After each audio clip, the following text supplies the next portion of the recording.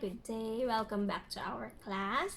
So, I'm Teacher Maria, if you forgot. Okay, so Pratham 5, we are studying about Chapter 7, Forces and Friction. Okay, the first week we also already studied about forces, and last week we studied about friction. So, for today, I am going to do a summary. We're going to summarize whatever we have learned, and then I will ask you to answer some of your some in your workbook, and I will also share a playlist of videos that you can watch further besides today. Okay, so let's go back to forces and friction. We will try to review what we have studied already. Okay, so forces and friction, we should be able to use a spring scale to measure force. This one we're going to do in class, okay,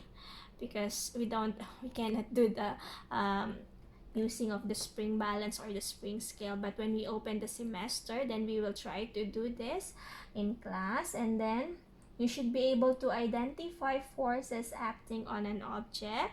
You should be able to calculate the resultant force acting on an object and describe the effects of friction. Okay, so let's try to review, remember all of this lessons. Okay, so we said, how do we measure force? How do we measure force? We use a spring balance to measure the force, and the unit of force is Newton. Okay, we have to understand that force has a direction. Okay, force has a direction. That's why when we draw force, we use an arrow, so we can say that if the force is going to the left or to the right, so you will look at the arrow. Okay, and we also said that a force is a push or a pull. When you say push, the force is moving away from us. When the force is a pull, then the force is moving towards us. Okay, we also said that force has a size or a magnitude. Okay, so the heavy object, we need more force to be able to lift them. Okay, so if the object is lighter, then you need less force to be able to move that object. Okay, this one is the spring scale. As I said, we will try to use it when we open the semester. And then we also studied about resultant force. Okay, resultant force is the single force acting on an object. The first lessons we review, we studied already.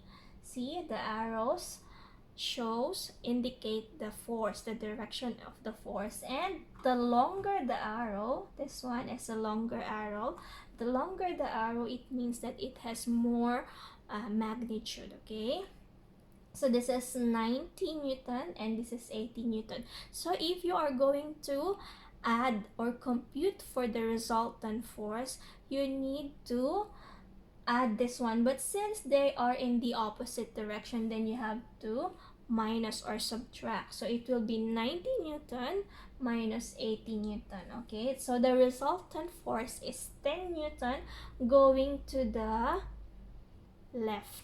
Okay, resultant force. Now I will share a video about resultant force. Please watch the other video that I will share about resultant force. Okay, I hope you understand. Another example, this one, 200 Newton and 200 Newton. Since they are the same amount, equal amount, so the resultant force is 0 Newton. Okay, 200 minus 200 is 0. Okay, they will cancel out because they are in the opposite direction. I hope resultant force is already clear to you. Hope you understood it. Okay, and this one, it didn't say how much, but we can see that this arrow is longer compared to this arrow. So the resultant force, this arrow, the movement of the cart will be going to the right. Okay,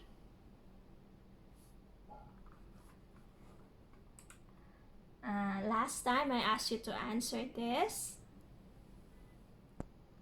And then last week, teacher, you discussed about friction. What is friction? Friction is the force that acts in the opposite direction of the motion. So if the movement is going to this direction, going to the left, then friction is going to the right, opposite direction. Okay, I hope you understood that. And friction occurs when two surfaces are in contact. Okay, so my palm to my other palm, if there's contact, then there will be friction. I hope you understood already about friction. These are the effects of friction. Okay, friction causes moving object to slow down. Okay, it produces heat. Okay, these are the lessons last week. Okay, how does friction affect us? Okay, it affects us because it allows us to walk without slipping. It allows moving vehicles to brake or to stop. Okay,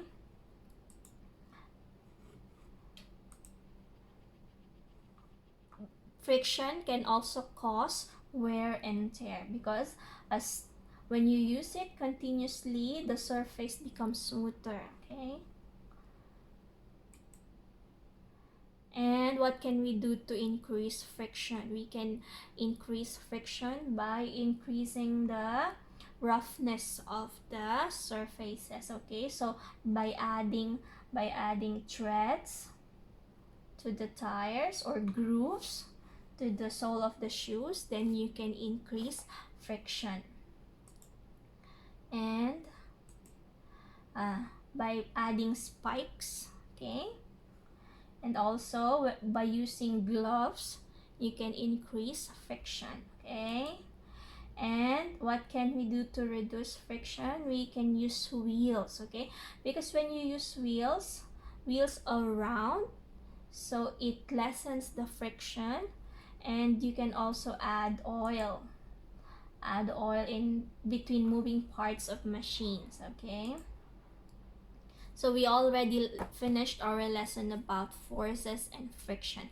As I said from the start of the video, I said that I will share a playlist of videos from last year. Okay, so you can watch those videos and you can learn more about force, resultant force, and friction. Okay, so for today I want you to answer your workbook page 82 and 83. Okay, page 82 and 83 of your workbook.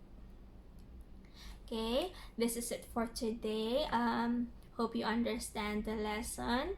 See you next time. Bye.